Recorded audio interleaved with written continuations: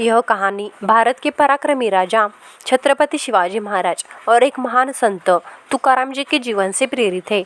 छत्रपति शिवाजी महाराज एक पराक्रमी मराठा राजा थे। उन्होंने कई बार अपनी प्रजा को दुश्मनों के आक्रमण से बचाया था। इसी कारण उनके दुश्मन हमेशा उनके पीछे पड़े रहते थे। संत तुकाराम एक महान संत थे जो पुणे के पास देहू में रहते थे। एक बार राजा छत्रपति शिवाजी महाराज संत तुकाराम से मिलने देहू गए थे। जब छत्रपति शिवाजी महाराज देहू पहुंचे तो सुना कि संत तुकाराम मंदिर में भजन करने के लिए गए हैं।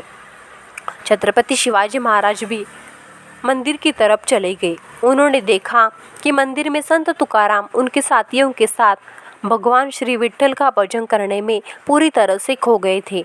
छत्रपति शिवाजी महाराज ने संत तुकाराम को प्रणाम किया और वो खुद भी भजन में लीन हो गए। तुकाराम जी के भजन में इतनी भक्ति थी कि लग रहा था उनकी आवाज़ भगवान तक पहुंच रही हो और खुद भगवान उनका भजन सुनने के लिए आए हो। ऐसे ही कुछ समय बीता। राजा छत्रपति शिवाजी महाराज श्री विट्ठल के भजन में पूरी तरह से लीन हो गए और अचानक कुछ लोगों ने मंदिर पर हमला कर दिया। हमला करने वाले लोग छत्रपति शिवाजी महाराज के दुश्मन थे। वो उन्हें मारने के लिए आए थे। भजन करने वाले लोग इस अचानक हुए हमले से डर गए और चारों तरफ भागने लगे। संत तुकाराम ने देखा कि छत्रपति शिवाजी महाराज की जान खतरे में है, तो उन्होंने भगवान विट्ठल से प्रार्थना करने शुरू की कि वो छत्रपति शिवाजी महाराज को बचाए। संत तुकाराम की प्रार्थना भगवान ने सुन ली और सबके आश्चर्य की सीमा न रही।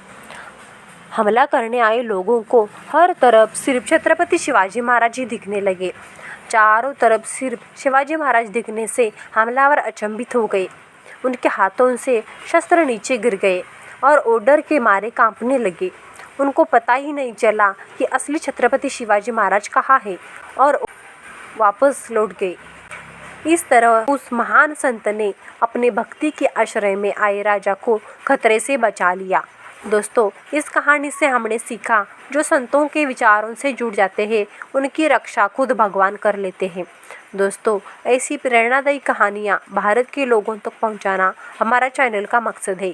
इसलिए इस चैनल को सब्सक्राइब करके हमें सहयोग करें।